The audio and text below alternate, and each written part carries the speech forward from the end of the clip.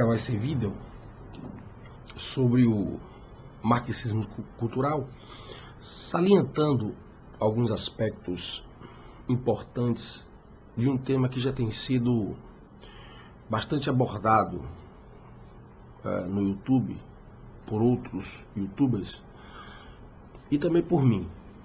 Mas eu quero salientar aqui alguns aspectos importantes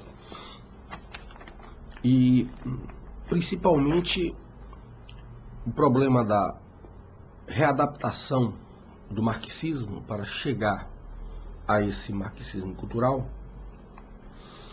E além disso, introduzir aqui nessa questão o problema da chamada engenharia social. Então, como em todos os meus vídeos eu criei um roteiro com algumas questões importantes e que eu vou tentar salientar detalhes de como determinados mecanismos foram adentrando para dentro das nossas casas e como e por quê. Alguns aspectos eu vou ser mais resumido, porque já tratei em outros vídeos, para dar ênfase a algumas questões novas. Muito bem.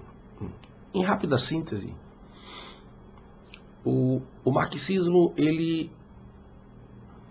uma das formas de socialismo, o socialismo de modo geral, mas em particular o marxismo, e mais especificamente ainda o Manifesto Comunista, ele não passa de um resumo de determinadas ideias de um projeto maçônico que já vinha sendo desenvolvido e aplicado desde o século XVIII, e em particular na França, que deu resultado inclusive à chamada Revolução Francesa. Muito bem. Com a entrada do século XX, aparece então a chamada crise do marxismo. E nessa crise do marxismo vai se caracterizar principalmente pela dificuldade em aplicar estrito senso aquela estratégia própria da dialética, a qual Marx adaptou de Engels à sua teoria materialista, que se baseava, como todo mundo sabe, numa dualidade irreconciliável, segundo ele, entre o proletariado e a burguesia. Tese e antítese seriam sempre pautadas por um irreconciliável conflito. A prática disso, principalmente da Rússia, gerando a União Soviética, vai fazer com que as dificuldades encontradas por Lenin e, ao mesmo tempo, Gramsci na Itália, leve a um repensar esse marxismo, essa estratégia da dialética burguesia-proletariado. Daí aparecem os chamados revisionistas, que vão buscar quais os aspectos outros importantes do marxismo e que aparentemente não tinham sido observados, no sentido de fazer com que se obedecesse, inclusive, uma regra básica que consta nos prefácios do Manifesto Comunista, quando Marx e Engels afirmam e reafirmam que o comunismo teria que se adaptar aos seus contextos, seus respectivos contextos históricos, senão ele iria desaparecer.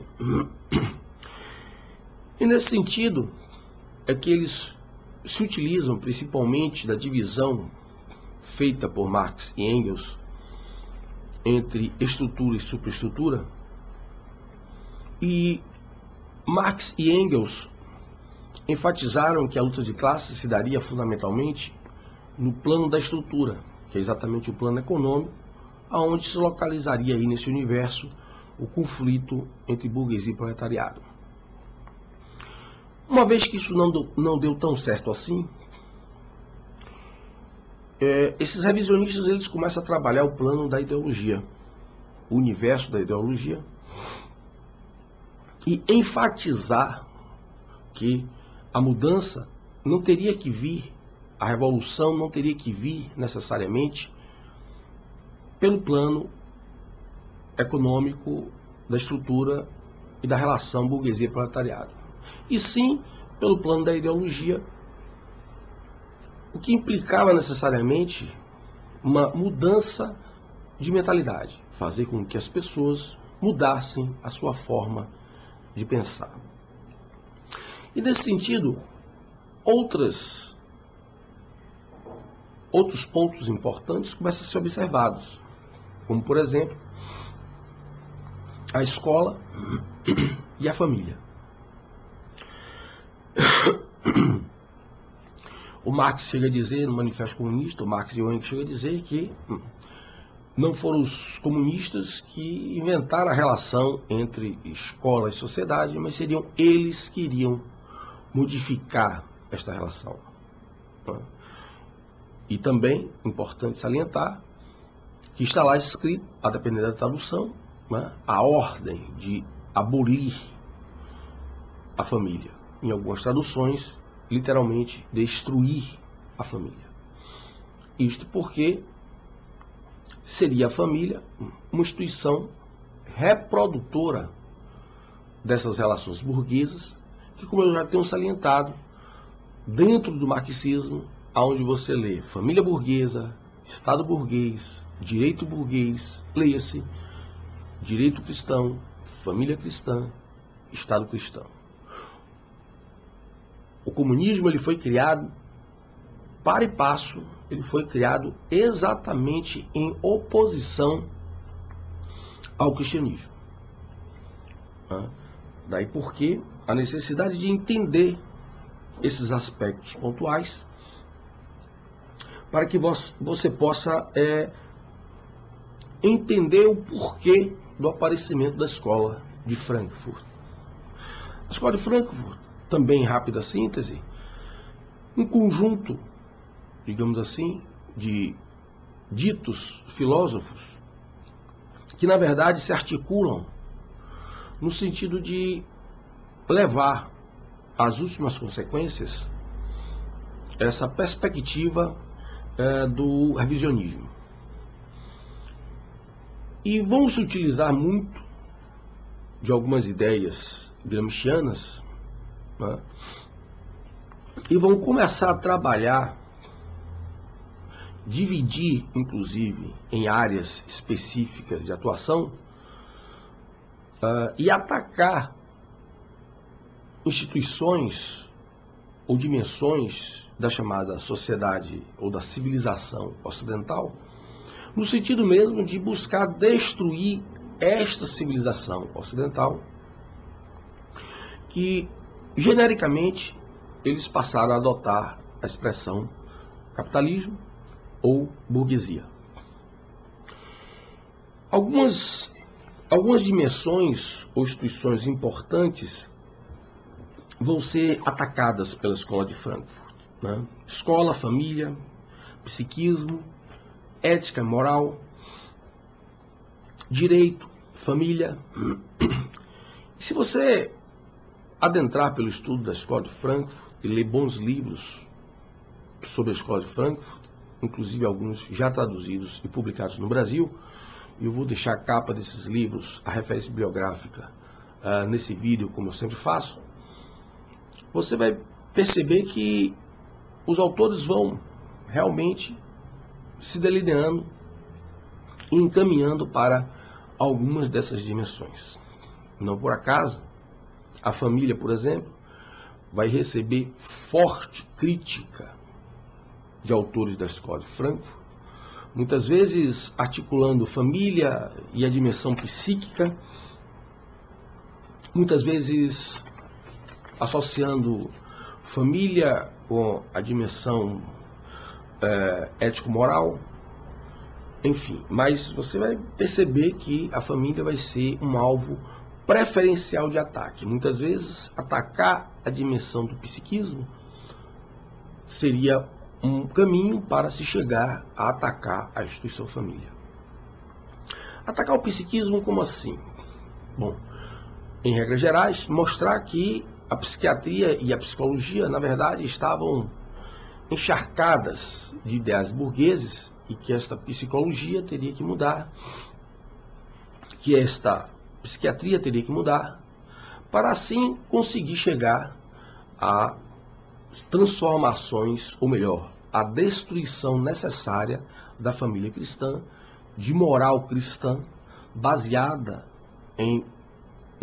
no moralismo cristão, para que assim pudesse se atingir um pilar importante que formou e sustentou durante muito tempo esta civilização chamada ocidental. Mais recentemente, não só se observa a continuidade da aplicação das regras, dos ensinamentos, das teorias desenvolvidas por autores da Escola de Frankfurt, como também aparece mais recentemente uma área, digamos assim, uma dimensão que está se chamando de engenharia social. O que é a engenharia social? A engenharia social, ela se caracteriza pela articulação de diversas áreas do saber, que envolve inclusive a neurologia, a neuropsiquiatria, a neurolinguística, assim como também a psicologia, a sociologia, a antropologia. Enfim, envolve diversas áreas do conhecimento humano que já alcançaram um nível elevado de conhecimento acerca de como funciona o cérebro humano, como funciona a dimensão cognitiva humana, e a partir daí dando possibilidades de, juntamente com a nova tecnologia que todos nós estamos vivenciando no mundo atual,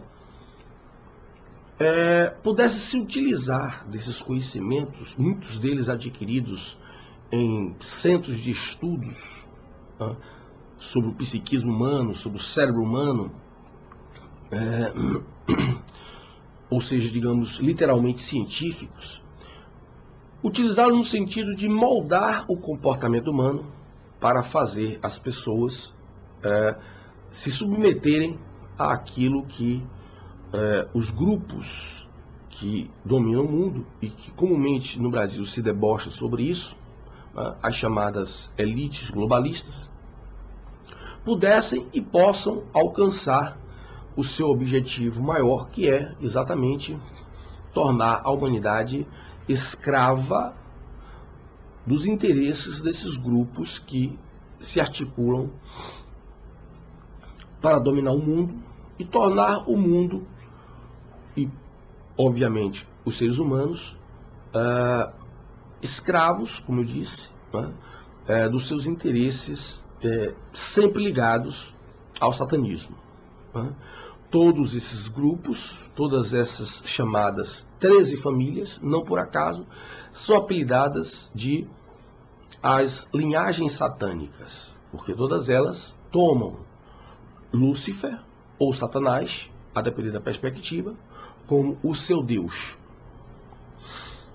Dito isso, então, eu quero mostrar a vocês como isto foi entrando no Brasil, e particularmente nas casas das famílias brasileiras, principalmente através das chamadas novelas. A novela, o conto, não é um estilo literário criado no Brasil, mas a novela televisiva ela é uma invenção do Brasil. A gente precisa parar de se gabar de que nós somos inovadores em alguma coisa. E eu digo isso porque, de um modo geral, tudo aquilo em que nós somos inovadores, na verdade, é quando se está se fazendo do Brasil um grande laboratório de gente. Há todo o interesse de se testar a aplicação dessas novas técnicas associadas à tecnologia na chamada engenharia social no Brasil, exatamente pelo fato do Brasil apresentar características bastante particulares. O Brasil tem uma população muito grande, uma população, em regra, na sua maioria, com baixo grau de instrução. Mesmo aquelas que possuem um grau de instrução mais elevado, ainda assim, a nossa escola, e não por acaso, o nosso mundo acadêmico, e não por acaso, não tem preparado as pessoas para aprender a fazer uma leitura da realidade, do mundo que estão vivendo, a não ser pelo viés dos próprios interesses desta chamada nova ordem mundial, com os novos e famosos discursos sobre direitos humanos, por exemplo. Isso torna então o Brasil um país propício e atrativo à aplicação dessas técnicas de manipulação de massa. E além disso, o Brasil também possui o que nós conhecemos, a chamada diversidade racial e de mistura de raças, o que também é levado em consideração por esses grupos quando querem fazer determinadas pesquisas. Nós temos atrelados a essa diversidade étnico-racial, né, e a essas misturas étnico-raciais, nós temos também, paralelo a isso, a questão de uma diversidade cultural, diversidade religiosa. Então tudo isso é interessante para se testar aqui no Brasil como determinados grupos, a partir de determinadas questões raciais, etnológicas e também culturais e de crenças religiosas, como esses grupos reagem a este ou aquele tipo de experimento, digamos assim, entre aspas, científico, né? Qual desses grupos é mais resistente? Por que este grupo resistiu mais a esta empreitada manipuladora do que aquele? Então, por isso, em rápida síntese, você passa a entender por que o Brasil é inovador em tantas coisas. Inclusive, hoje também, o direito, a dimensão jurídica, ela vem sendo muito utilizada neste universo da engenharia social. E o direito ele se torna uma dimensão importante, porque o direito ele diz a você para você fazer. Se você não fizer, você pode ser punido.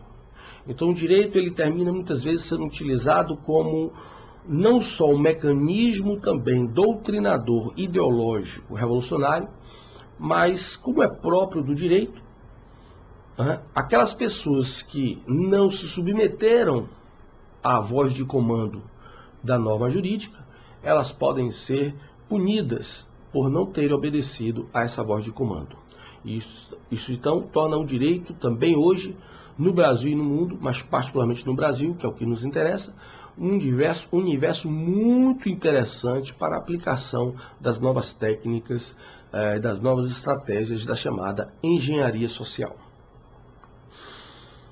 É sempre bom lembrar que toda esta linha revolucionária, como eu tenho enfatizado em outros vídeos, isso também passa a ser outra vez enfatizado pela Escola de Frankfurt e que chega aos nossos dias, é exatamente a questão da chamada revolução sexual, que eu já trabalhei em tantos outros vídeos, mas só para lembrar a ideia que nasce ali com o Marquês de Sade e os seus companheiros libertinos, como assim eram chamados, a ideia de que através da revolução sexual poderia se destruir e apagar o cristianismo na face da terra. Daí porque você passa, inclusive, a ter hoje no universo dos direitos humanos, incluída a dimensão da questão sexual muitas vezes e hoje geralmente chamada de a questão de gênero. Exatamente para que se possa ter uma legitimidade dentro desse projeto mundial, que não diz respeito apenas a um país, esse projeto mundial de fazer com que as regras morais estabelecidas pelo cristianismo sejam, de fato, aos poucos fragilizadas, até que se chegue à etapa, como assim é pretendido, que se chegue à etapa do desaparecimento, da extinção dessas regras morais. Muito bem. Uma outra questão importante para esclarecer melhor esse tema passou a ser o uso da mídia e do entretenimento. Paralelo a isso, e fazendo parte desse universo, também a introdução, seguindo as orientações de Marx e Engels, agora de uma forma readaptada, a entrar no universo da cultura e da escola. Então, denegrir a cultura ocidental através da destruição desta cultura ocidental, esta chamada cultura erudita, exatamente adentrando o universo escolar universitário, para que a partir daí não só essas instituições fossem os chamados a estratégia básica de locais de aparelhamento, de doutrinação ideológica partidária, não só no sentido político, de fazer induzir a votar num político e num determinado partido, mas também para na própria dinâmica do ensino e pouco a pouco denegrindo e fazendo desaparecer esta chamada educação burguesa. Muito bem. Então vamos voltar à questão do Brasil e da aplicação muito sorrateira, mas que trouxe grande efeito, desta chamada engenharia social. A novela brasileira, primeiramente criada pela Rede Globo, e eu quero aqui deixar um parêntese bem grande e salientar que, quando eu falo aqui da Rede Globo, eu não estou aqui fazendo uma instigação necessariamente e simplesmente contra a Rede Globo. É muito pior do que você imagina. O que nós temos, na verdade, é todo um conjunto de tecnologias voltadas através dos meios de comunicação para atingir esse objetivo.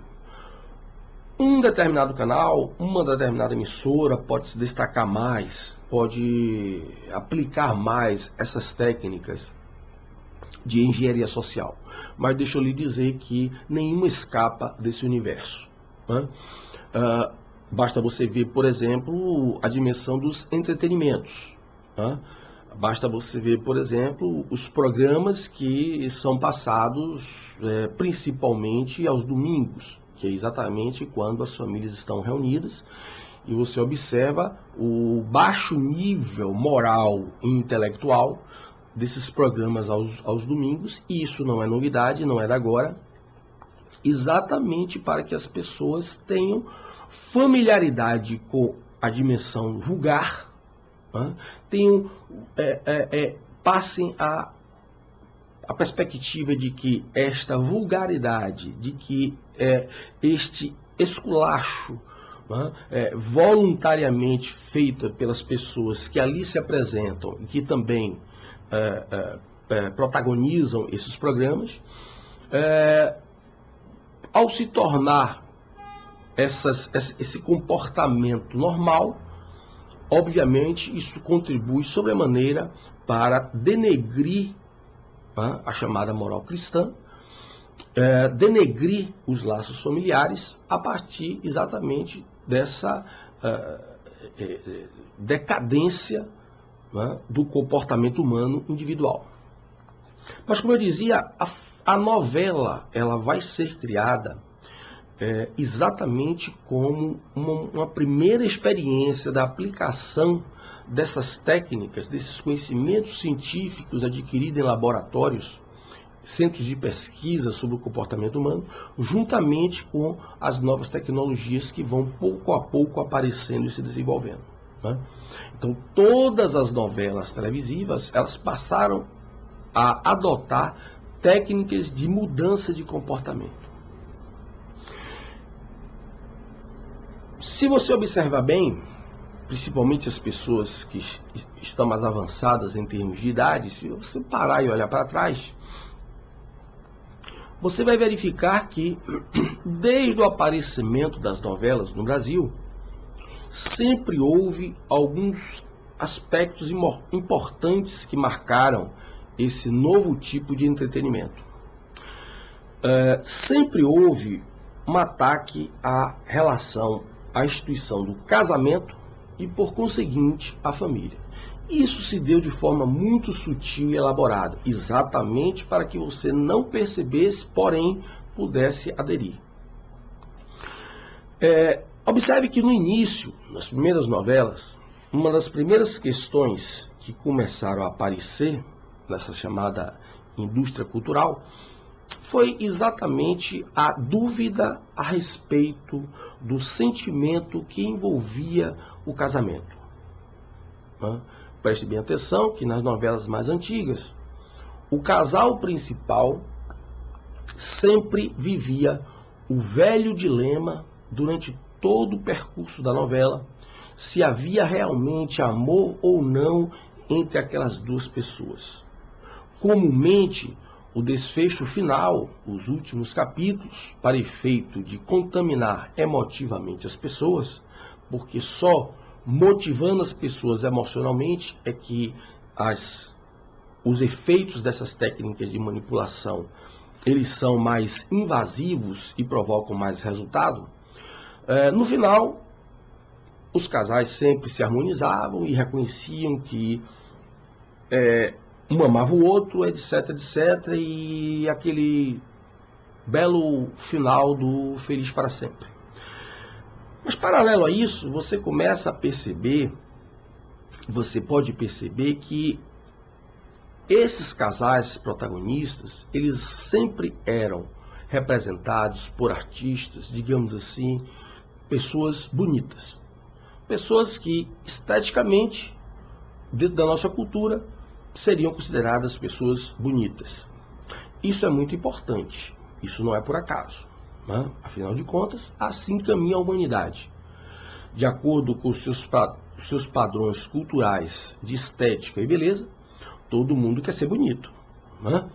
E há uma tendência a nós nos identificarmos com pessoas que nós julgamos obedecer determinados padrões de estética e beleza. E nesse sentido, abre-se então as portas da sua mente exatamente para recepcionar também, uma vez identificado, você identificado com aquele padrão de estética, você recepcionar também as mensagens passadas por esses representantes desses padrões de estéticas. E aí você já tem um outro detalhe importante, não só apenas a dúvida de sentimento amoroso entre o casal protagonista, mas pouco a pouco, associado a isso, começa a aparecer a ideia da traição conjugal. Pouco a pouco você observa que as novelas começam a evoluir para a ideia de que trair, conjugalmente falando, fazia parte. Trair conjugalmente seria uma coisa, digamos, normal. Era assim que era este o objetivo desse tipo de estratégia da engenharia social. E pouco a pouco as pessoas foram se familiarizando com dúvidas a respeito do gostar e, ao mesmo tempo, a possibilidade de se admitir que a traição seria algo possível e razoável, ou seja, seria algo comum. Não haveria, uma vez que você passa a tratar isso como normal, isso vai perdendo o seu caráter de escândalo, o seu caráter de surpresa, né? De repúdio. E isso começa a caracterizar, sem dúvida, o comportamento de um maior número de pessoas, porque é esse exatamente o objetivo. Em 77, aparece no Brasil, chega ao Brasil, o famoso Instituto do Divórcio. Tudo bem, isso pode ser considerado uma evolução em termos do nosso direito, sem sombra de dúvida, mas é importante salientar o uso do divórcio através das novelas. Esse discernimento que você tem que ter se você quiser realmente perceber como ocorrem essas manipulações. Uma coisa é o direito evoluir e aparecer um instituto que dá mais liberdade às pessoas, caso realmente aquele casamento não possa ser mantido. Outra coisa diferente é você usar as novelas para incentivar o divórcio. E foi exatamente isso que aconteceu. Você já pode agregar 3 técnicas. A primeira, a dúvida da relação amorosa entre um casal. Em seguida, associada a isso, o aparecimento da normalização da traição conjugal. E em terceiro, o incentivo ao divórcio. E isso se traduziu de uma maneira muito simples. Algo que hoje você vê os efeitos e talvez não tenha percebido qual a origem. Hoje, quando nós falamos que os casais não estão mais interessados, muitas vezes, em resolver os seus problemas, enfrentar os seus desafios, e nos primeiros problemas e desafios que aparecem, logo querem se separar, deixa eu lhe dizer que isso não é por acaso. Essa cultura criou problema, separou, a fragilidade que hoje é apresentada em boa medida, pelos casamentos, pelas relações conjugais e de família, deixa eu lhe dizer que isso não é por acaso. Em seguida, mais recentemente, aparece a questão da introdução do homossexualismo ou da relação homoafetiva no seio familiar. É evidentemente que essas campanhas, elas sempre são desenvolvidas a partir de bandeiras do chamado politicamente correto. É evidente que ninguém vai se opor a que 2 homens e que 2 mulheres que se amam queiram viver juntos para sempre. Outra coisa é o estímulo ao homossexualismo, que seria e que é exatamente uma estratégia mais assintosa para destruir o modelo tradicional de família, que não foi o cristianismo que criou, uma vez que as nossas origens civilizatórias, judaica, grega e romana, todas elas tinham famílias monogâmicas e patriarcalistas. O cristianismo, como eu já disse em outros vídeos, ele vai ressignificar essa instituição família, mas é exatamente esta instituição que outrora foi ressignificada pelo cristianismo que os objetivos atuais revolucionários fazem todo o possível para destruir.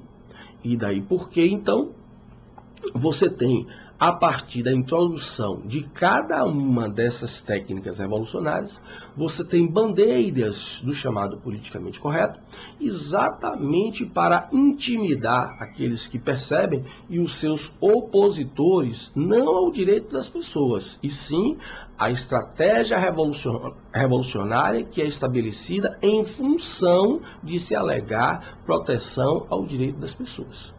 Então você começa a perceber como essas ideias revolucionárias e anticrísticas, elas foram muito pouco a pouco, porém de maneira muito eficaz, e o resultado você está vendo aí ao seu redor, no mundo atual, foram penetrando na sua casa muito sutilmente, através exatamente deste mecanismo novela e de todos os demais mecanismos que as novas tecnologias podem nos dar acesso hoje com muita facilidade a todas as gerações, a todas as classes sociais, etc, etc.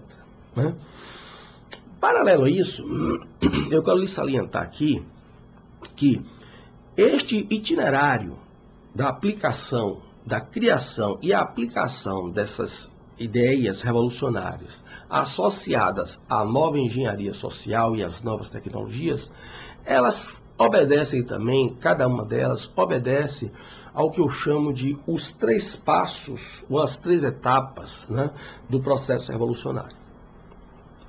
E nesse sentido, as novelas e o entretenimento, eles fazem isso é feito através desses mecanismos de uma maneira é muito importante que você observe.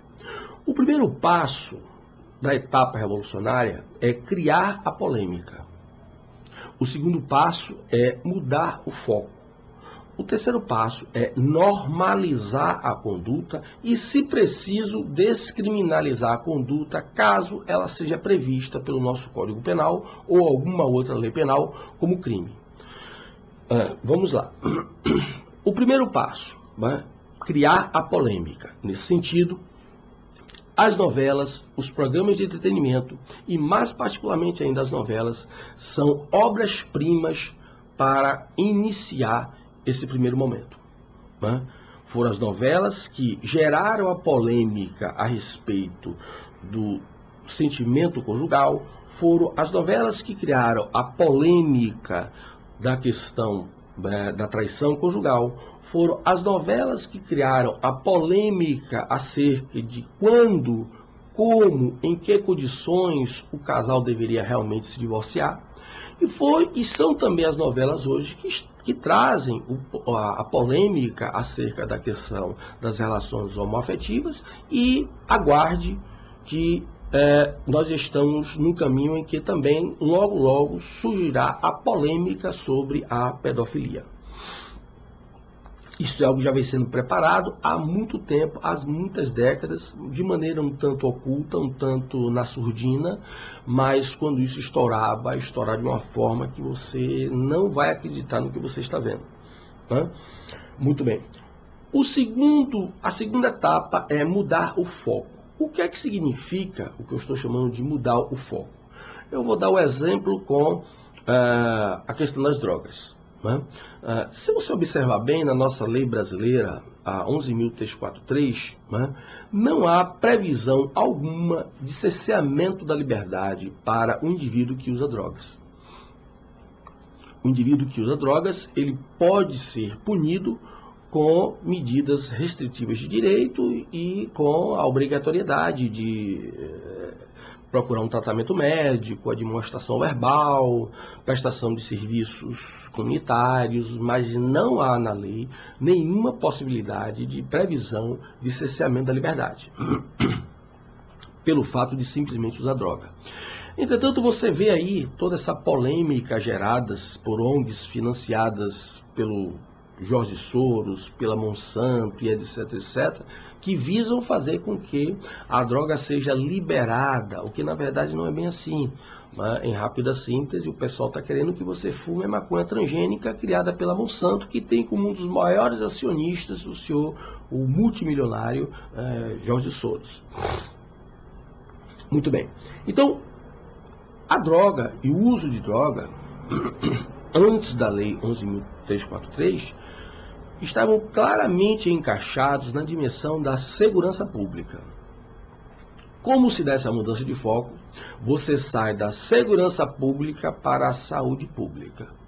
Logo, se o drogado ele é um doente, ele sofre um transtorno, ele precisa de tratamento. Ele não precisa ser preso.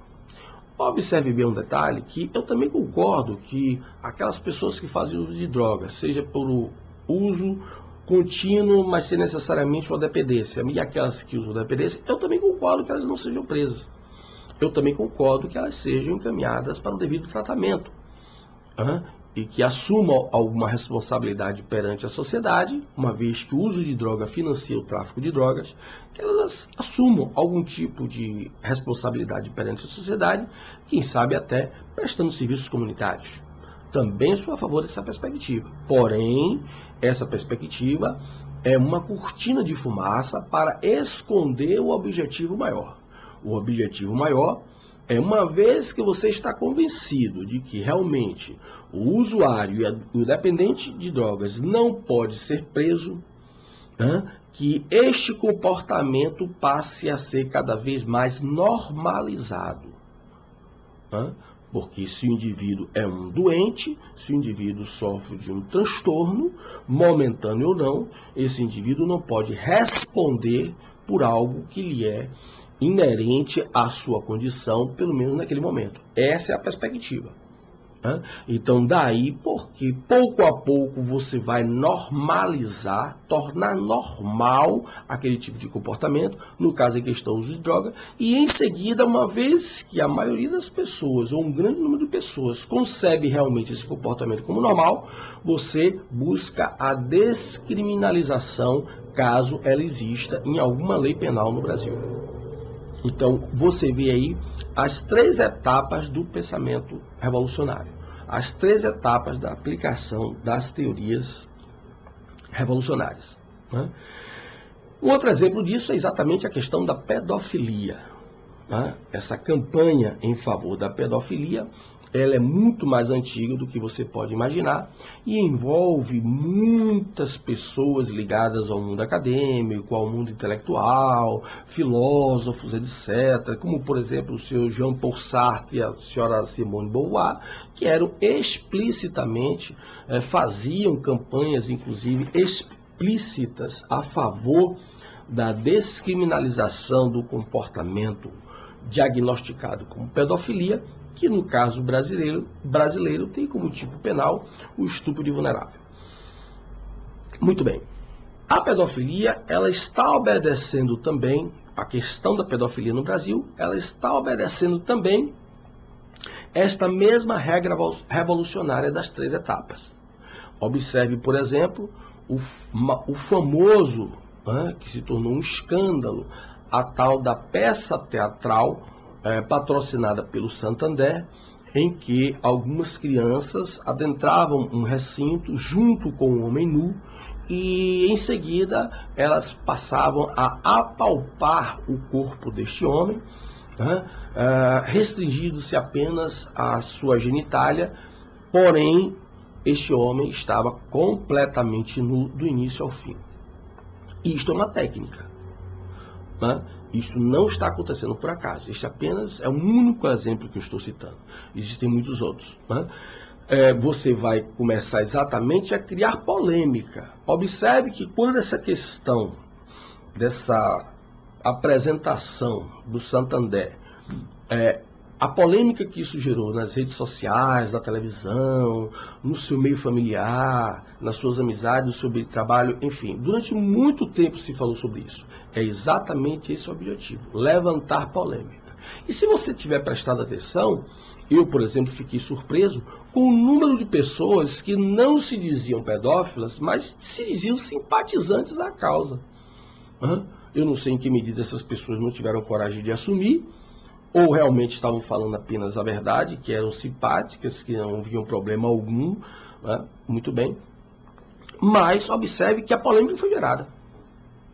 A polêmica foi gerada, e se você prestar atenção um pouco naquilo que está acontecendo no Brasil, deixa eu te dizer que está em trâmite no Congresso um projeto de um novo Código Penal que mantém a idade de criança de 12 anos, tal como está no nosso Estatuto da Criança e do Adolescente.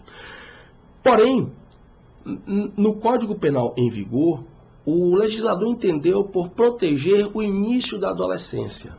Então, apesar da idade de criança no Brasil ser 12 anos, o legislador decidiu por proteger o adolescente até os 14 anos. Então, qualquer relação ou ato libidinoso com um adolescente até os 14 anos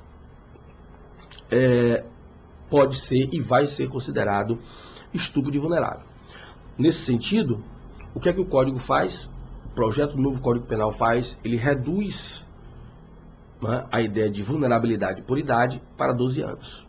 A ONU também vem pressionando os países a reduzir a idade de criança de 12 para 10 anos. E isso não é por acaso, né? Se pessoas fazem isso conscientemente ou não, pessoas que participam desses projetos, elas fazem isso conscientemente ou não, de fato, o que há por trás de tudo isso é a tentativa de reduzir cada vez mais a idade de criança, exatamente para favorecer as pessoas pedófilas, porque estas nós já estamos chegando na segunda fase. Nós estamos transitando entre a primeira fase do gerar polêmica para introduzir já os primeiros passos da segunda fase de mudar o foco. e se você prestar atenção, pesquisar na internet, já é comum se dizer que, tal como o drogado, a exemplo da estratégia com a relação à droga, se o pedófilo, ele é pedófilo, se é algo inerente à natureza dele, pedófilo ou pedófila, ele não pode ser punido pelo que faz. Se o pedófilo, já estamos na segunda etapa de mudar a pedofilia para a dimensão penal, segurança pública penal para a questão da saúde pública, tal como a estratégia aplicada com relação às drogas. Então, cada vez mais agora você vai ter o discurso de que o pedófilo é um doente. Se ele é doente, ele precisa de tratamento. Se ele é doente, ele não pode ser preso, ele não pode responder penalmente pelo que ele faz. Até chegar à terceira fase, que será a normalização da conduta e a luta, a busca pela despenalização desta conduta nas leis penais brasileiras. Então, é desta forma, com esse comunismo adaptado, com essas ideias revolucionárias adaptadas, que estas ideias anticristãs, comunistas, elas vão entrando na sua casa e atingindo você e a sua família de maneira que você nem faz ideia. Espero que esse vídeo tenha esclarecido você para algumas questões importantes. Espero também que você pesquise sobre esses assuntos e que seja mais vigilante quanto àquilo que você ouve e aquilo que você discursa por aí. É claro que fica aqui todo o meu respeito à sua liberdade de consciência e de expressão. Porém, passe a refletir sobre o que você pensa, sobre o que você faz, sobre o que você defende e as consequências disso para você, para a sua família e para a nossa sociedade. Se você gostou, se inscreva no meu canal Seminário Crítica e Crise, divulgue o meu trabalho e muito obrigado pela sua atenção.